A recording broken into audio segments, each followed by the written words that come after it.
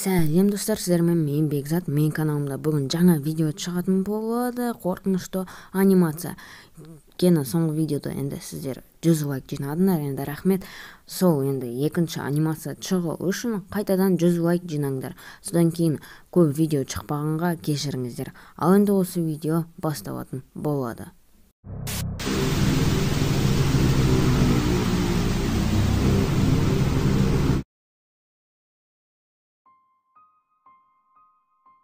Қара үй, көп сынған әйнектер және де бос бөлмелер.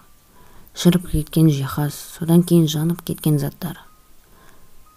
Және де көп мусор. Осындай заттар бәрі заброшкада болатын заттар. Мен бұл жерде жалғыз болдым. Және де түнде менің арқамда сумка ғана болған. Сумкада тамақ және де су болды. Содан кейін ауыстыратын киім. Мен ата-анаммен ұрсысып қалғанмын. Достарым үйінде қонайын дегенмін, бірақ та барлығы жоқ деген.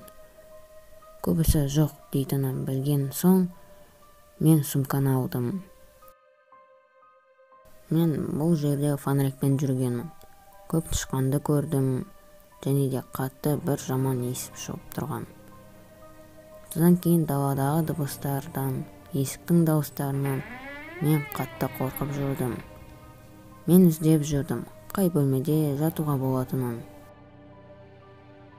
Мен бұл жерде 1 сағат, 2 сағат бөлме іздеп жүрдім.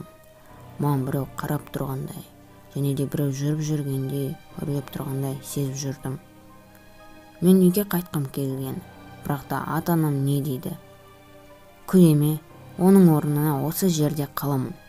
Біреу бар болса да. Артымда қатты дауыс шықты. Мен қарап қалдым да фонарикпен коридорға қарап тұрдым. Мен бір ғана сөзді айттым, дыбыссыз. Бұл жерде біреу бар ма? Ешкім түк демеді. Мен дірілдеп тұрған қолмен фонарикпен ары-бері қарап тұрғанмын. Мен көп қарап тұрдым. Содан кейін фонарик өшіп қалды.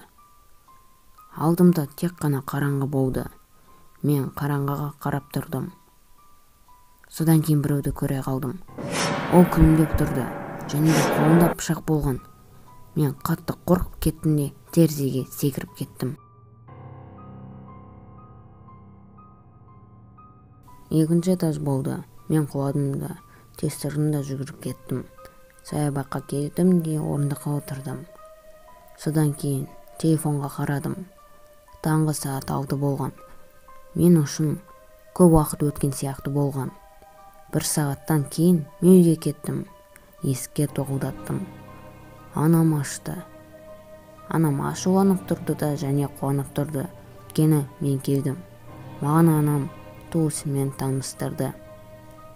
Туысым бір анық сөзді айтты. Сол сөзге мен шошып кеттім. Сәлем.